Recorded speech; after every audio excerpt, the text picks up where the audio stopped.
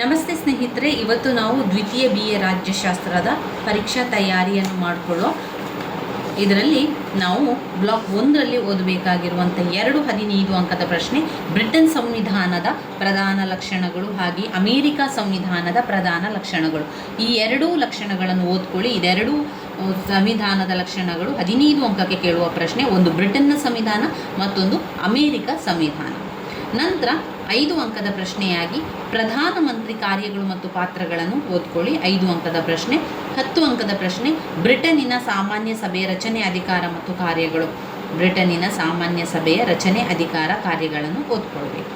Block 1ರಿಂದ ಮೊದಲಿಗೆ ಓದ್ಕೊಂಡು ನಂತರ ಎಲ್ಲ ಬ್ಲಾಕ್ಗೂ ಕೂಡ ನಾವು ನೋಡ್ತಾ ಹೋಗುವ.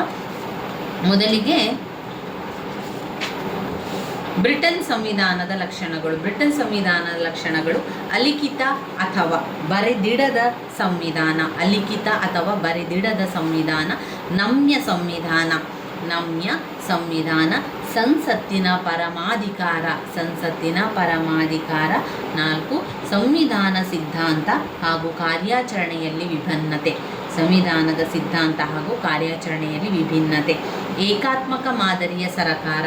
ಏಕಾತ್ಮಕ ಮಾದರಿಯ ಸರಕಾರ. ಸಂಸದೀಯ ಕಾರ್ಯಾಂಗ ವ್ಯವಸ್ಥೆ. ಸಂಸದೀಯ ಕಾರ್ಯಾಂಗ ವ್ಯವಸ್ಥೆ. ಕಾನೂನಿನ ಅಧಿಪತ್ಯ. ಕಾನೂನಿನ ಅಧಿಪತ್ಯ. ದ್ವಿಪಕ್ಷ ಪದ್ಧತಿ. ದ್ವಿಪಕ್ಷ ಪದ್ಧತಿ. ಅಧಿಕಾರ ಪ್ರತ್ಯೇಕತೆಯ ತತ್ವ. ಅಧಿಕಾರ ಪ್ರತ್ಯೇಕತಾ ತತ್ವ. ಮೂಲಭೂತ ಹಕ್ಕುಗಳು.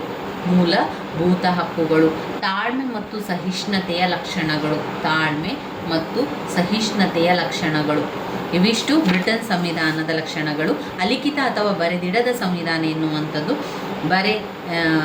ಕೇವಲ ಬಾಯಿ ಮಾತಿನ ಮುಖಾಂತರ ಅಥವಾ ಕೆಲವೊಂದು ಒಪ್ಪಂದಗಳ ಮೂಲಕ ಮಾಡುವಂಥ ಸಂವಿಧಾನ. ಇಲ್ಲಿ ಯಾವುದೇ ಒಂದು ಸಂವಿಧಾನವನ್ನು ಬರೆದು ಇಡಲಿಕ್ಕಿಲ್ಲ, ಬರೆದಿಡದೇ ಇರುವಂಥದ್ದು ಅಲಿಖಿತವಾಗಿರುವಂಥದ್ದು. ಬ್ರಿಟನ್ ಸಂವಿಧಾನವು ಯಾವುದೇ ದಿನದಿಂದಾಗಲಿ ಅಥವಾ ಸಂವಿಧಾನ ರಚನಾ ಮಂಡಳಿಯಿಂದ ರಚಿತವಾಗುವುದಲ್ಲದೆ ಅದು ಬೇರೆ ಬೇರೆ ರೀತಿಯ ಸಂಪ್ರದಾಯಗಳು, ಪದ್ಧತಿಗಳು, ರೂಢಿಗಳು, ಒಪ್ಪಂದಗಳು, ಒಡಂಬಡಿಕೆಗಳ ಮೊದಲಾದವುಗಳ ಆಧಾರದ ಮೇಲೆ ಬೆಳವಣಿಗೆ ಹೊಂದುತ್ತಾ ಬಂದಿರುವಂಥ ಸಂವಿಧಾನವಾಗಿರುತ್ತದೆ.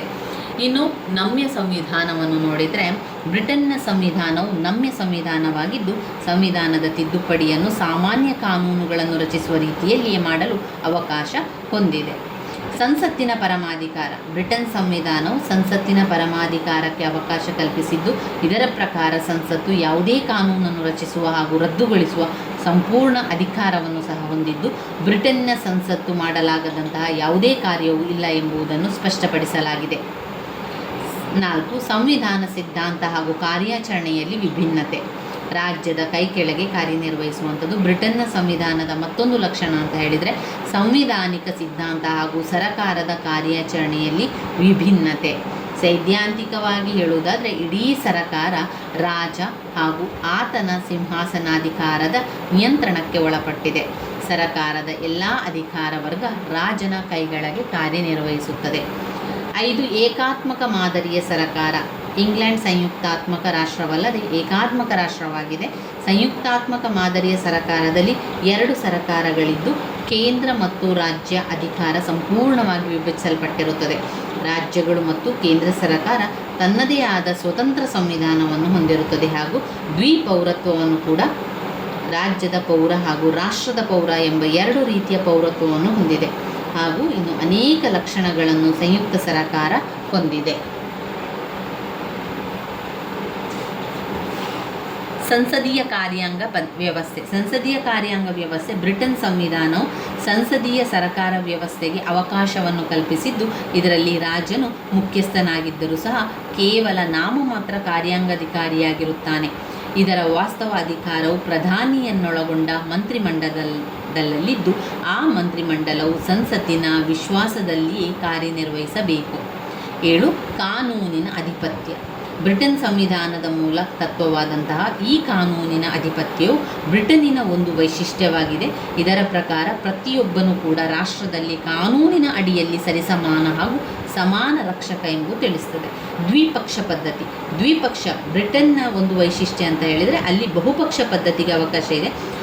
ಅಲ್ಲಿ ದ್ವಿಪಕ್ಷವನ್ನು ಹೊಂದಿದ್ದು ಅದರ ರೀತಿಯಲ್ಲಿ ಕಾರ್ಯವನ್ನು ನಿರ್ವಹಿಸುವಂಥದ್ದು. ಅಧಿಕಾರ ಪ್ರತ್ಯೇಕತೆಯ ತತ್ವ. ಅದು ಈ ಒಂದು ಅಧಿಕಾರ ದುರುಪಯೋಗವನ್ನು ತಡೆಗಟ್ಟಲಿಕ್ಕೆ ಆ ಒಂದು ಅಧಿಕಾರ ಏನಾಗ್ತಾ ಇದೆ, ದುರುಪಯೋಗ ಆಗ್ತಾ ಇದೆ. ಅದನ್ನು ತಡೆಗಟ್ಟಬೇಕು ಅಂತ ಆದರೆ ಮಾಂಟೆಸ್ಕೋ ಪ್ರತಿಪಾದಿಸಿದ ಅಧಿಕಾರ ವಿಭಜನಾ ತತ್ವವನ್ನು ಇಂಗ್ಲೆಂಡ್ನಲ್ಲಿ ಕಾಣಲಾಗುವುದಿಲ್ಲ. ಅದರ ಬದಲಾಗಿ ಗೊಂದಲಮಯ ಆಡಳಿತ ವ್ಯವಸ್ಥೆಯನ್ನು ಕಾಣಬಹುದು. ಮೂಲಭೂತ ಹಕ್ಕುಗಳು ಅಂತ ಬಂದಾಗ ಅವುಗಳು ಸ್ವಾತಂತ್ರ್ಯದ ಹಕ್ಕು, ಶೈಕ್ಷಣಿಕ ಹಕ್ಕು, ಧಾರ್ಮಿಕ ಹಕ್ಕು, ಸಮಾನತೆಯ ಹಕ್ಕು, ಇದೆಲ್ಲ ಕೂಡ ಅದರಲ್ಲಿ ಬರ್ತದೆ. ತಾಳ್ಮೆ ಮತ್ತು ಸಹಿಷ್ಣುತೆಯ ಲಕ್ಷಣಗಳು. ನಿರಂಕುಶ ರಾಜಪ್ರಭುತ್ವಕ್ಕೆ ಬದಲಾಗಿ ಪ್ರಜಾಪ್ರಭುತ್ವವನ್ನು ತಾಳ್ಮೆ ಮತ್ತು ಶಾಂತಿಯುತವಾಗಿ ಅಸ್ತಿತ್ವಕ್ಕೆ ತರಲಾಗಿದೆಯೇ ವಿನಃ ಕ್ರಾಂತಿಯ ಮೂಲಕ ಅಲ್ಲ. ಪ್ರಜಾಪ್ರಭುತ್ವ ಅಸ್ತಿತ್ವದಲ್ಲಿದ್ದರೂ ಕೂಡ ಅಲ್ಲಿನ ಜನತೆ ಅರಸೊತ್ತಿಗೆಯನ್ನು ವಿರೋಧಿಸುವುದಿಲ್ಲ. ಅಂದರೆ ಅನುವಂಶೀಯತೆ ಮತ್ತು ಪ್ರಜಾಪ್ರಭುತ್ವ ವ್ಯವಸ್ಥೆಯ ಸಮನ್ವಯತೆಯನ್ನು ಕಾಣಬಹುದು. ಇವಿಷ್ಟು ಬ್ರಿಟನ್ ಸಂವಿಧಾನದ ಲಕ್ಷಣಗಳು. ಮತ್ತೊಮ್ಮೆ ಪಾಯಿಂಟ್ಸ್ ಹೇಳ್ತೇನೆ, ನನ್ನ ಜೊತೆಗೆ ನೀವು ಕೂಡ ಪಾಯಿಂಟ್ಸ್ ಹೇಳಿ. ವೆರಿ ಇಂಪಾರ್ಟೆಂಟ್ ಆಗಿರುವಂತಹ ಪ್ರಶ್ನೆ, ಬ್ರಿಟನ್ ಸಂವಿಧಾನದ ಲಕ್ಷಣಗಳು. ಅಲಿಖಿತ ಅಥವಾ ಬರೆದಿಡದ ಸಂವಿಧಾನ. ಅಲಿಖಿತ ಅಥವಾ ಬರೆದಿಡದ ಸಂವಿಧಾನ. ನಮ್ಯ ಸಂವಿಧಾನ. ಯಾವುದು? ನಮ್ಯ ಸಂವಿಧಾನ. 3 ಸಂಸತ್ತಿನ ಪರಮಾಧಿಕಾರ. 4 ಸಂವಿಧಾನ ಸಿದ್ಧಾಂತ ಹಾಗೂ ಕಾರ್ಯಾಚರಣೆಯಲ್ಲಿ ವಿಭಿನ್ನತೆ. ಸಂವಿಧಾನ ಸಿದ್ಧಾಂತ ಹಾಗೆ ಕಾರ್ಯಾಚರಣೆಯಲ್ಲಿ ವಿಭಿನ್ನತೆ. 5 ಏಕಾತ್ಮಕ ಮಾದರಿಯ ಸರಕಾರ. 6 ಸಂಸದೀಯ ಕಾರ್ಯಾಂಗ ವ್ಯವಸ್ಥೆ. 7 ಕಾನೂನಿನ ಅಧಿಪತ್ಯ. 8 ದ್ವಿಪಕ್ಷ ಪದ್ಧತಿ. 9 ಅಧಿಕಾರ ಪ್ರತ್ಯೇಕತೆಯ ತತ್ವ. 10 ಮೂಲಭೂತ ಹಕ್ಕುಗಳು. ತಾಳ್ಮೆ ಮತ್ತು ಸಹಿಷ್ಣುತೆಯ ಲಕ್ಷಣಗಳು. ಇಲ್ಲಿ ನಾನು ಪಾಯಿಂಟ್ಸ್ಗಳನ್ನು ತಿಳಿಸ್ಕೊಡ್ತಾ ಇದ್ದೇನೆ. ಯಾಕಂದರೆ ತುಂಬ ಜನರಲ್ಲಿ ಪುಸ್ತಕಗಳು ಇಲ್ಲ ಅಂತಾದರೆ ನಿಮಗೆ ಓದ್ಕೊಳ್ಳಿಕ್ಕೂ ಕೂಡ ತುಂಬಾ ಕಷ್ಟ ಆಗ್ತದೆ. ಯಾರೆಲ್ಲ ಪುಸ್ತಕಗಳಿಲ್ವೋ ಈ ಪಾಯಿಂಟ್ಸ್ಗಳನ್ನು ನಿಮ್ಮ ಪಾಯಿಂಟ್ಸ್ ಬುಕ್ಕಲ್ಲಿ ಬರ್ಕೊಂಡು ಅದನ್ನು ಓದ್ಕೊಳ್ಳಿ. ಆ ಪಾಯಿಂಟ್ಸ್ಗಳು ನಿಮಗೆ ಸರಿಯಾಗಿ ಬಂದರೆ ನಿಮಗೆ ಬರೀಲಿಕ್ಕೆ ಏನೂ ಕೂಡ ಚಿಂತೆ ಇಲ್ಲ. ಇನ್ನು ವಿವರಣೆಯನ್ನು ಬರಿಬೇಕಾದ್ರೆ ಹೆಚ್ಚು ಚಿಂತೆಯನ್ನು ಮಾಡಬೇಡಿ. ನಿಮಗೆ ಯಾವ ರೀತಿ ವಿವರಿಸಲಿಕ್ಕೆ ಸಾಧ್ಯವೋ ಅದೇ ರೀತಿಯಾಗಿ ವಿವರಿಸ್ತಾ ಹೋಗಿ. ನಾನು ಇಲ್ಲಿ ನಿಮಗೆ ಆ ಪಾಯಿಂಟ್ಸ್ಗಳನ್ನು ಯಾಕೆ ಹೇಳ್ತಾ ಇದ್ದೇನೆ ಅಂದರೆ ತುಂಬ ಜನರಿಗೆ ಪುಸ್ತಕಗಳು ಇಲ್ಲದ ಕಾರಣ, ಓದ್ಕೊಳ್ಳಿಕ್ಕೆ ಕಷ್ಟ ಆಗುವ ಕಾರಣ ಹೇಳ್ತಾ ಇರುವಂಥದ್ದು. ಪುಸ್ತಕಗಳು ಇದ್ದವರು ಇದು ವಿಡಿಯೋ ನೋಡಬೇಕು ಅಂತ ಇಲ್ಲ. ಯಾಕಂದರೆ ನಿಮ್ಮಲ್ಲಿ ಪುಸ್ತಕಗಳಿದೆ, ನೀವು ಕೂಡ ಆ ಒಂದು ಪಾಯಿಂಟ್ಸನ್ನು ನೋಡಿಕೊಂಡು ಓದ್ಕೊಳ್ತಾ ಹೋಗ್ಬೋದು. ಇನ್ನೂ ತುಂಬ ಜನರಿಗೆ ಕೆಲಸಗಳಿರುವ ಕಾರಣ ಹಾಗೆ ಓದ್ಕೊಳ್ಳಿಕ್ಕೆ ಸಮಯ ಇಲ್ಲ, ಪುಸ್ತಕಗಳನ್ನು ಮುಟ್ಲಿಕ್ಕೆ ಸಮಯ ಇಲ್ಲ, ನೋಡ್ಕೊಳ್ಳಿಕ್ಕೆ ಸಮಯ ಇಲ್ಲ ಅಂತಾದವರು ಈ ವಿಡಿಯೋವನ್ನು ಕೇಳಿದರೂ ಕೂಡ ಸಾಕು. ಯಾಕಂದರೆ ಆ ಕೇಳುವ ಮುಖಾಂತರ ಆ ಪಾಯಿಂಟ್ಸ್ಗಳನ್ನು ನೀವು ಕಲಿತಾ ಹೋಗ್ಬೋದು. ಒಂದು ಬೇರೆ ಕಡೆ ಟ್ರಾವೆಲ್ ಮಾಡ್ತಾ ಇರಬೇಕಾದ್ರೆ, ಕೆಲಸದ ಸಮಯದಲ್ಲಿ ಅಥವಾ ಕೆಲಸದ ಜಾಗದಲ್ಲಿ ನಿಮಗೆ ಓದ್ಕೊಳ್ಳಿಕ್ಕೆ ಆಗ್ತಾ ಇಲ್ಲ ಅಂತಾದರೆ ನೀವು ಕೇಳ್ತಾ ವಿಡಿಯೋಗಳನ್ನು ಕೇಳ್ತಾ ಆ ಪಾಯಿಂಟ್ಸ್ಗಳನ್ನು ಬಾಯ್ಪಾಠ ಮಾಡ್ಕೊಳ್ಳಿ. ಅಷ್ಟು ಮಾಡಿದರೂ ಕೂಡ ನಿಮ್ಮ ಪರೀಕ್ಷೆಯಲ್ಲಿ ಪಾಸ್ ಆಗ್ತೀರಾ, ಹಾಗೆ ಪದವಿಯನ್ನು ಪಡೆಯಲಿಕ್ಕೆ ಅನುಕೂಲ ಆಗ್ತದೆ ಎನ್ನುವ ಕಾರಣದಿಂದಾಗಿ ನಾನು ಹೇಳ್ತಾ ಇರುವಂಥದ್ದು. ಕೆಲವೊಂದು ಪಾಠಗಳನ್ನು ಸಂಪೂರ್ಣವಾಗಿ ವಿವರಿಸಿದ್ದೇನೆ, ಅದು ಪ್ಲೇಲಿಸ್ಟಲ್ಲಿದೆ. ಕೆಲವೊಂದನ್ನಷ್ಟು ಪಾಯಿಂಟ್ಸನ್ನು ಮಾತ್ರ ಹೇಳಿರುವಂಥದ್ದು, ವಿವರಣೆಯನ್ನು ಸ್ವಲ್ಪ ಮಾತ್ರ ಹೇಳಿದ್ದೇನೆ. ಅದನ್ನು ನೀವು ನೋಡಿಕೊಂಡು ಓದ್ಕೊಳ್ಳಿ ಸ್ನೇಹಿತರೆ. ಇನ್ನು ಘಟಕ 2ರಲ್ಲಿ ಯಾವ ಪ್ರಶ್ನೆ ಬಂದಿದೆ? ಮುಖ್ಯವಾದ ಪ್ರಶ್ನೆ ಇದರಲ್ಲಿ ಯಾವುದೂ ಇಲ್ಲ. ಎರಡನೇ ಘಟಕದಲ್ಲಿ ನಾವು ಇದರಲ್ಲಿ ಒಂದಿದೆ ನೋಡಿ, ಬ್ರಿಟನ್ 2ನೇ ಘಟಕದಲ್ಲಿ ಒಂದು ಪ್ರಶ್ನೆ ಇದೆ. ಅದು ಬ್ರಿಟನ್ನ ಪ್ರಧಾನಮಂತ್ರಿಯ ಅಧಿಕಾರ ಮತ್ತು ಕಾರ್ಯಗಳು. ಇದು 10 ಅಂಕಕ್ಕೆ ಕೇಳುವಂತಹ ಪ್ರಶ್ನೆ. ಹೆಚ್ಚಾಗಿ 10 ಅಂಕದ ಪ್ರಶ್ನೆ. ಅಂದರೆ ಕೆಲವೊಮ್ಮೆ 5 ಅಂಕಕ್ಕೂ ಕೂಡ ಕೇಳ್ಬೋದು, ಕೆಲವೊಮ್ಮೆ 15 ಅಂಕಕ್ಕೂ ಕೂಡ ಕೇಳ್ಬೋದು. ಅದು ಹೇಗೆ ಅಂತ ಗೊತ್ತಿಲ್ಲ. ಬಟ್ ಈ ಬ್ರಿಟನ್ನ ಪ್ರಧಾನಮಂತ್ರಿಯ ಅಧಿಕಾರ ಮತ್ತು ಕಾರ್ಯಗಳು ಹಳೆಯ ಪ್ರಶ್ನೆ ಪತ್ರಿಕೆಗಳನ್ನು ನೋಡಿದರೆ ಹೆಚ್ಚಾಗಿ ಅವರು ಇದನ್ನು 10 ಅಂಕಕ್ಕೆ ಕೊಟ್ಟಿರುವಂತಹ ಪ್ರಶ್ನೆಯಾಗಿದೆ. ಕ್ಯಾಬಿನೆಟ್ ಪದ್ಧತಿಯ ಸರಕಾರದಲ್ಲಿ ಪ್ರಧಾನಮಂತ್ರಿಯ ಸ್ಥಾನವು ಶ್ರೇಷ್ಠವಾದುದು, ತುಂಬನೇ ಬಲಿಷ್ಠವಾದ ಒಂದು ಅಧಿಕಾರವೇ ಪ್ರಧಾನಮಂತ್ರಿಯ ಅಧಿಕಾರ. ಬ್ರಿಟನ್ನಿನ ಹಲವಾರು ಅಧಿಕಾರ ಮತ್ತು ಕಾರ್ಯಗಳನ್ನು ಹೊಂದಿದ್ದಾರೆ. ಅದರಲ್ಲಿ ಪ್ರಧಾನಮಂತ್ರಿಯ ಅಧಿಕಾರ ಮತ್ತು ಕಾರ್ಯಗಳಲ್ಲಿ ಬರುವಂತಹ ಪಾಯಿಂಟ್ಸ್ಗಳನ್ನು ನಾವು ಮೊದಲಿಗೆ ನೋಡಿಕೊಂಡು ನಂತರ ವಿವರಣೆಯನ್ನು ತಿಳ್ಕೊಳ್ಳುವ. 1. ಕ್ಯಾಬಿನೆಟ್ನ ರಚನೆ. 2. ಖಾತೆಗಳ ಹಂಚಿಕೆ. 3. ಕ್ಯಾಬಿನೆಟ್ನ ಅಧ್ಯಕ್ಷ. 4. ಸಂಯೋಜನಾಧಿಕಾರಿಯಾಗಿ. 5. ಸಾಮಾನ್ಯ ಸಭೆಯ ನಾಯಕ. 6. ವಿಸರ್ಜನಾಧಿಕಾರ. 7. ಸಂಪರ್ಕ ಸೇತುವೆ. 8. ರಾಜನಿಗೆ ಮುಖ್ಯ ಸಲಹೆಗಾರ. ರಾಜನಿಗೆ ಮುಖ್ಯ ಸಲಹೆಗಾರ. 9 ನೇಮಕಾಧಿಕಾರ. 10 ವಿದೇಶಾಂಗ ವ್ಯವಹಾರ ನಿಯಂತ್ರಣ. 11 ಹಣಕಾಸಿನ ನಿಯಂತ್ರಣ. 12 ವಿವಿಧ ಸಮಿತಿಗಳ ಅಧ್ಯಕ್ಷ. ಇವಿಷ್ಟು ಬ್ರಿಟನ್ನ ಪ್ರಧಾನಮಂತ್ರಿಯ ಅಧಿಕಾರ ಮತ್ತು ಕಾರ್ಯಗಳಲ್ಲಿ ಬರುವಂತಹದ್ದು. ಮೊದಲನೇದಾಗಿ ಕ್ಯಾಬಿನೆಟ್ನ ರಚನೆ. ಕ್ಯಾಬಿನೆಟ್ ಮಾಡುವಂಥದ್ದು ಅಂದರೆ ಮಂತ್ರಿಮಂಡಲವನ್ನು ಮಾಡುವಂಥದ್ದು. ಪ್ರಧಾನಮಂತ್ರಿಯ ಮೊದಲ ಕಾರ್ಯ ಅಂತ ಹೇಳಿದರೆ ಕ್ಯಾಬಿನೆಟ್ಟನ್ನು ರಚನೆ ಮಾಡುವಂಥದ್ದು. ಪ್ರಧಾನಮಂತ್ರಿಯು ಹಲವಾರು ಕೆಲಸ ಕಾರ್ಯಗಳನ್ನು ಹೊಂದಿರ್ತಾರೆ. ಅವುಗಳಲ್ಲಿ ಮುಖ್ಯವಾಗಿರುವಂಥದ್ದು ಈ ಮಂತ್ರಿಮಂಡಲವನ್ನು ರಚನೆ ಮಾಡುವಂತಹ ಕೆಲಸ. ಈ ಮಂತ್ರಿಮಂಡಲವನ್ನು ರಚನೆ ಮಾಡಬೇಕಾದ್ರೆ ಎಲ್ಲ ಅಧಿಕಾರವೂ ಕೂಡ ಇರುವಂಥದ್ದು ಪ್ರಧಾನಮಂತ್ರಿಯ ಕೈಯಲ್ಲಿ. ಪ್ರಧಾನಮಂತ್ರಿಯು ಈ ಮಂತ್ರಿಮಂಡಲವನ್ನು ರಚಿಸುವಾಗ ಅದರಲ್ಲಿ ಎಷ್ಟು ಸದಸ್ಯರಿರಬೇಕು, ಆ ಮಂತ್ರಿಮಂಡಲ ಗಾತ್ರ ಹೇಗಿರಬೇಕು, ಗಾತ್ರದ ನಿರ್ಧಾರವನ್ನು ಮಾಡುವಂಥದ್ದು, ಕ್ಯಾಬಿನೆಟ್ನ ಸಭೆ ಯಾವಾಗ ಆಗಬೇಕು, ಅವೇ ಮೊದಲಾದ ವಿಷಯಗಳಿಗೆ ಸಂಬಂಧಪಟ್ಟಂತೆ ಅಧಿಕಾರವನ್ನು ಹೊಂದಿದವರಾಗಿರುತ್ತಾರೆ. ಹೀಗೆ ಸಿದ್ಧಪಡಿಸಿರುವಂತಹ ಪಟ್ಟಿಯನ್ನು ಪ್ರಧಾನಮಂತ್ರಿಯು ರಾಜನಿಗೆ ಸಲ್ಲಿಸುತ್ತಾನೆ. ರಾಜನು ಅವರನ್ನು ನೇಮಿಸುತ್ತಾನೆ. ಇನ್ನು 2 ಖಾತೆಗಳ ಹಂಚಿಕೆ. ಈಗ ಪ್ರಧಾನಮಂತ್ರಿ ಕ್ಯಾಬಿನೆಟ್ನನ್ನು ರಚನೆ ಮಾಡಿ ಆಯಿತು, ಮಂತ್ರಿಮಂಡಲ ರಚನೆ ಮಾಡಿ ಆಯಿತು. ಮಂತ್ರಿಮಂಡಲ ರಚನೆ ಮಾಡಿದ ಮೇಲೆ ಅಲ್ಲಿ ಮಂತ್ರಿಗಳು ಬೇಕಲ್ವೇ? ಅದಕ್ಕೆ ಮಂತ್ರಿಗಳು ಬೇಕು ಮತ್ತು ಮಂತ್ರಿಗಳಿಗೆ ಬೇರೆ ಬೇರೆ ಖಾತೆಗಳನ್ನು ಕೂಡ ಕೊಡಬೇಕು. ಖಾತೆಗಳ ಹಂಚಿಕೆಯನ್ನು ಕೂಡ ಮಾಡಬೇಕಾಗ್ತದೆ. ಖಾತೆಗಳನ್ನು ಹಂಚಿಕೆ ಮಾಡದಿದ್ದರೆ ಹೇಗೆ ಮಂತ್ರಿಗಳಲ್ಲಿ ಕೆಲಸ ಮಾಡುವಂಥದ್ದು? ಆದ್ದರಿಂದ ಮೊದಲಿಗೆ ಕ್ಯಾಬಿನೆಟನ್ನು ರಚನೆ ಮಾಡುವಂಥದ್ದು. ಎರಡನೇದೇನು? ಖಾತೆಗಳ ಹಂಚಿಕೆ ಮಾಡೋದು. ಮಂತ್ರಿಗಳನ್ನೆಲ್ಲ ಸೇರಿಸಿ ಆಯಿತು. ಕ್ಯಾಬಿನೆಟ್ ಮಾಡುವಂಥದ್ದು ಅಂದರೆ ಏನು? ಮಂತ್ರಿಗಳನ್ನೆಲ್ಲ ಸೇರಿಸಿ ಮಂತ್ರಿಗಳನ್ನೆಲ್ಲ ಆಯ್ಕೆ ಮಾಡಿಕೊಂಡು ಒಂದು ಮಂತ್ರಿ ಮಂಡಲ ಅಂತ ಮಾಡುವಂಥದ್ದು. ಎಷ್ಟು ಜನ ಇರಬೇಕು, ಎಷ್ಟು ಆಯ್ಕೆ ಆಗಬೇಕು ಎಲ್ಲವನ್ನು ಅವರು ನೋಡ್ಕೊಳ್ತಾರೆ. ಯಾರು? ಪ್ರಧಾನಮಂತ್ರಿ. ಮಂತ್ರಿಗಳನ್ನು ಆಯ್ಕೆ ಮಾಡಿದ ಮೇಲೆ ಮಂತ್ರಿಗಳಿಗೆ ಯಾವ ಖಾತೆಯನ್ನು ಕೊಡಬೇಕು ಅಂತ ಇದೆ ಅಲ್ವಾ? 2ನೇ ಪಾಯಿಂಟ್ ಖಾತೆಗಳ ಹಂಚಿಕೆ ಮಾಡಬೇಕು. ಪ್ರತಿಯೊಬ್ಬ ಮಂತ್ರಿಗೂ ಕೂಡ ಒಂದೊಂದು ಕೆಲಸವನ್ನು ಕೊಡುವಂಥದ್ದು. ಈಗ ನಿಮಗೆ ಒಂದು ಶಾಲೆಗಳಲ್ಲೆಲ್ಲ ನಾವು ನಾಯಕನನ್ನು ಆಯ್ಕೆ ಮಾಡುವಂಥದ್ದೆಲ್ಲ ನಿಮಗೆ ನೆನಪಿರ್ಬೋದು. ಶಾಲೆಗಳಲ್ಲಿ ಕೂಡ ಚುನಾವಣೆ ಅಂತೆಲ್ಲ ನಾವು ಮಾಡ್ತಿದ್ದೆವು. ನೇಮಕ ಮಾಡಿದೆ ಏನಾಗ್ತಾಯಿತ್ತು, ಒಬ್ಬ ನಾಯಕನನ್ನು ಆರಿಸಿದ ನಂತರ ಉಳಿದವರಿಗೆ ಯಾರೆಲ್ಲ ಆ ಒಂದು ಚುನಾವಣೆಯಲ್ಲಿ ನಾವು ಭಾಗವಹಿಸಿದ್ದೇವೆ ಅವರಿಗೆಲ್ಲರೂ ಕೂಡ ಏನು ಖಾತೆಯನ್ನು ಕೊಡ್ತಾರೆ? ಒಬ್ಬ ಆರೋಗ್ಯ ಮಂತ್ರಿ, ಒಬ್ಬ ಸ್ವಚ್ಛಗೊಳಿಸುವ ಮಂತ್ರಿ, ಒಬ್ಬ ನೀರಾವರಿ ಮಂತ್ರಿ, ಒಬ್ಬ ಆಹಾರ ಮಂತ್ರಿ. ಈ ರೀತಿಯಾಗಿ ನಮಗೆ ಕೊಡ್ತಾಯಿದ್ರು. ನಿಮಗೆಲ್ಲ ನೆನಪಿರ್ಬೋದು, ಸಣ್ಣ ಶಾಲೆಗಳಲ್ಲಿ ನಾವು ಇರಬೇಕಾದ್ರೆ ಆ ರೀತಿ ಮಾಡ್ತಾಯಿದ್ರು ನೋಡಿ. ಚುನಾವಣೆ ಎಲ್ಲ ಮಾಡುವಂಥದ್ದು.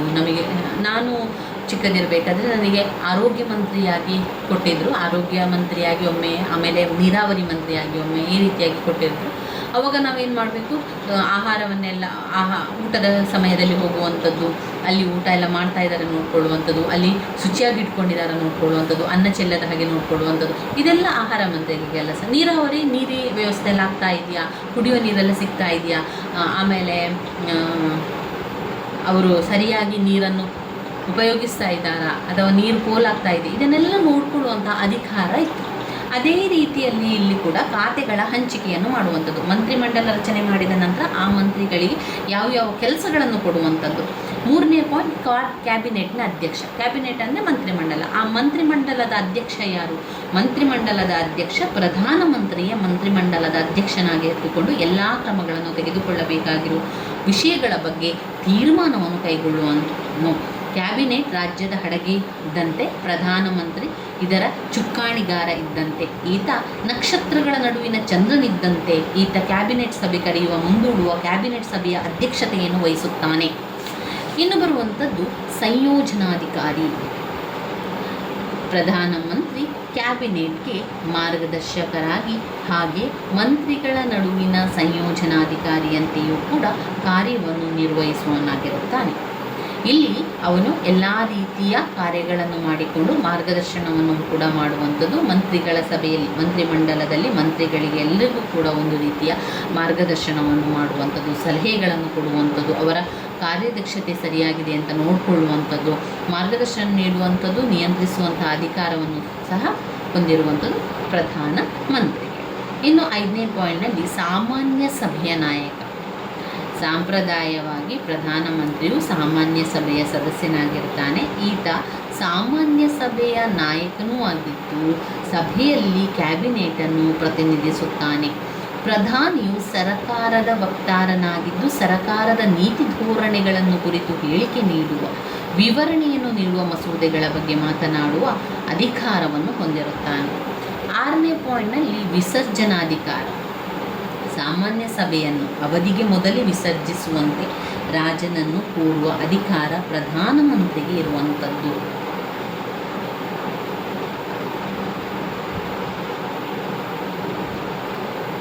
ಕ್ಯಾಬಿನೆಟ್ನ ಒಪ್ಪಿಗೆ ಅಥವಾ ತೀರ್ಮಾನವನ್ನು ಪ್ರಧಾನಮಂತ್ರಿಯು ಪಡೆಯಬೇಕು ಎಂಬುದು ಸಂಪ್ರದಾಯ. ಇನ್ನು 7ನೇ ಪಾಯಿಂಟ್ ಸಂಪರ್ಕ ಸೇತುವೆ. ಪ್ರಧಾನಮಂತ್ರಿಯು ರಾಜ ಮತ್ತು ಮಂತ್ರಿಮಂಡಲದ ನಡುವಿನ ಸಂಪರ್ಕ ಸೇತುವೆಯಾಗಿ ಕೆಲಸ ಮಾಡ್ತಾನೆ. ಹೀಗೆ ಕ್ಯಾಬಿನೆಟ್ ನಿರ್ಣಯವನ್ನು ರಾಜನಿಗೆ ತಿಳಿಸುವವನು ರಾಜ ಮತ್ತು ಕ್ಯಾಬಿನೆಟ್ ನಡುವಿನ ಸಂಪರ್ಕ ಸೇತುವೆಯಾಗಿದ್ದಾನೆ. 8ನೇ ಪಾಯಿಂಟ್ ರಾಜನಿಗೆ ಮುಖ್ಯ ಸಲಹೆಗಾರ. ಪ್ರಧಾನಮಂತ್ರಿಯು ರಾಜನ ಬಹುಮುಖ್ಯ ಸಲಹೆಗಾರನೂ ಆಗಿರುತ್ತಾನೆ.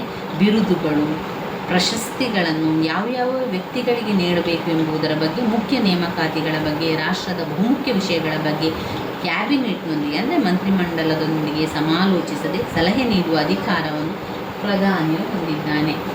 ಇನ್ನು 9ನೇ ಪಾಯಿಂಟ್ ನೇಮಕಾಧಿಕಾರ. ಪ್ರಧಾನಿಯು ಸರಕಾರದ ಅಧಿಕಾರಿಗಳನ್ನು ನೇಮಕ ಮಾಡುವ ಅಧಿಕಾರವನ್ನು ಹೊಂದಿದ್ದಾನೆ. ಈತ ರಾಯಭಾರಿಗಳನ್ನು, ನ್ಯಾಯಾಧೀಶರನ್ನು, ರಾಜ್ಯಗಳ ಗವರ್ನರ್ ಜನರಲನ್ನು, ರಕ್ಷಣಾ ಪಡೆಯ ಮುಖ್ಯಸ್ಥರನ್ನು ನೇಮಕಾತಿಗೆ ಸಂಬಂಧಿಸಿದಂತೆ ಶಿಫಾರಸು ಕೂಡ ಮಾಡ್ತಾರೆ. ಇನ್ನು 10ನೇ ಪಾಯಿಂಟ್ನಲ್ಲಿ ವಿದೇಶಾಂಗ ವ್ಯವಹಾರ ನಿಯಂತ್ರಣ. ವಿದೇಶಾಂಗ ವ್ಯವಹಾರದ ನಿಯಂತ್ರಣವನ್ನು ಕೂಡ ಪ್ರಧಾನಮಂತ್ರಿಯೇ ಮಾಡುವಂಥದ್ದು. ಪ್ರಧಾನಮಂತ್ರಿ ವಿದೇಶಾಂಗದ ಬರುವಂಥ ಎಲ್ಲ ವ್ಯವಹಾರಗಳ ಬಗ್ಗೆ ತಿಳ್ಕೊಂಡು ಆ ಮುಖಾಂತರ ವಿದೇಶಾಂಗ ವ್ಯವಹಾರ ಸಂಪೂರ್ಣ ನಿಯಂತ್ರಣ ಹೊಂದಿರ್ತಾನೆ. 11 ಹಣಕಾಸಿನ ನಿಯಂತ್ರಣ. ಪ್ರಧಾನಿಯು ಕೇವಲ ಅಂತಾರಾಷ್ಟ್ರೀಯ ಸಂಬಂಧವನ್ನು ನಿಯಂತ್ರಿಸುವುದಷ್ಟೇ ಅಲ್ಲ, ರಾಷ್ಟ್ರೀಯ ಖಜಾನೆಯನ್ನು ಸಂಪೂರ್ಣವಾಗಿ ನಿಯಂತ್ರಿಸಬಲ್ಲವನಾಗಿರುತ್ತಾನೆ. ಆಯವ್ಯಯ ಪಟ್ಟಿಯಲ್ಲಿ ಚಾನ್ಸಲರ್ ಆಫ್ ಎಕ್ಸ್ಚೆಕರ್ ಸಿದ್ಧಪಡಿಸಿದರೂ ಸಹ ಈತ ಪ್ರಧಾನಮಂತ್ರಿಗೆ ಹಣಕಾಸಿನ ವಿಷಯವಾಗಿ ಸದಾ ತಿಳಿಸ್ತಾನೆ. 12ನೇ ಪಾಯಿಂಟ್ ವಿವಿಧ ಸಮಿತಿಗಳ ಅಧ್ಯಕ್ಷ. ಪ್ರಧಾನಮಂತ್ರಿಯು ಪ್ರಮುಖ ಸಮಿತಿಗಳ ಅಧ್ಯಕ್ಷನಾಗಿರುತ್ತಾನೆ. ಅಂತಹ ಸಮಿತಿಗಳಲ್ಲಿ ಮುಖ್ಯವಾದವುಗಳೆಂದರೆ ವಿದೇಶಾಂಗ ವ್ಯವಹಾರ ಸಮಿತಿ, ರಕ್ಷಣಾ ಸಮಿತಿ, ಆರ್ಥಿಕ ನೀತಿ ರೂಪಿಸುವ ಸಮಿತಿ, ಇವೇ ಮೊದಲಾದವುಗಳಾಗಿದೆ. ಇವಿಷ್ಟು ಬ್ರಿಟನ್ನ ಪ್ರಧಾನಮಂತ್ರಿಯ ಅಧಿಕಾರ ಮತ್ತು ಕಾರ್ಯಗಳಲ್ಲಿ ನೀವು ಬರಿಬೇಕಾಗಿರುವಂತಹ ವಿಚಾರಗಳು. ಮತ್ತೊಮ್ಮೆ ಪಾಯಿಂಟ್ಸ್ ಹೇಳ್ತಾ ಹೋಗ್ತಾನೆ. ಕ್ಯಾಬಿನೆಟ್ನ ರಚನೆ, ಖಾತೆಗಳ ಹಂಚಿಕೆ, ಕ್ಯಾಬಿನೆಟ್ನ ಅಧ್ಯಕ್ಷ, ಸಂಯೋಜನಾಧಿಕಾರಿ, ಸಾಮಾನ್ಯ ಸಭೆಯ ನಾಯಕ, ವಿಸರ್ಜನಾಧಿಕಾರ, ಸಂಪರ್ಕ ಸೇತುವೆ, ರಾಜನಿಗೆ ಮುಖ್ಯ ಸಲಹೆಗಾರ, ನೇಮಕಾಧಿಕಾರ, ವಿದೇಶಾಂಗ ವ್ಯವಹಾರ ನಿಯಂತ್ರಣ, ಹಣಕಾಸಿನ ನಿಯಂತ್ರಣ, ವಿವಿಧ ಸಮಿತಿಗಳ ಅಧ್ಯಕ್ಷ. ಇವಿಷ್ಟು ನಾವು ನೋಡಿಕೊಂಡಿರುವಂತಹ ಪ್ರಶ್ನೆಗಳು. ಎರಡೂ ಕೂಡ ತುಂಬಾ ಮುಖ್ಯವಾಗಿರುವಂತಹ ಪ್ರಶ್ನೆ. ಅದನ್ನು ಓದ್ಕೊಳ್ಳಿ. ಬ್ರಿಟನ್ ಸಂವಿಧಾನದ ಲಕ್ಷಣಗಳು ಮತ್ತು ಬ್ರಿಟನ್ನಿನ ಪ್ರಧಾನಮಂತ್ರಿಯ ಅಧಿಕಾರ ಮತ್ತು ಕಾರ್ಯಗಳು, ಇವೆರಡನ್ನು ಕೂಡ ನಾವು ನೋಡಿಕೊಂಡಿದ್ದೇವೆ. ಅದೆರಡನ್ನು ಕೂಡ ಓದಿ ಮುಗಿಸಿಕೊಳ್ಳಿ. ನಂತರದ ವಿಡಿಯೋದಲ್ಲಿ ಇನ್ನಷ್ಟು ವಿಚಾರಗಳನ್ನು ತಿಳಿಸ್ತೇನೆ. ಧನ್ಯವಾದಗಳು ಸ್ನೇಹಿತರೆ.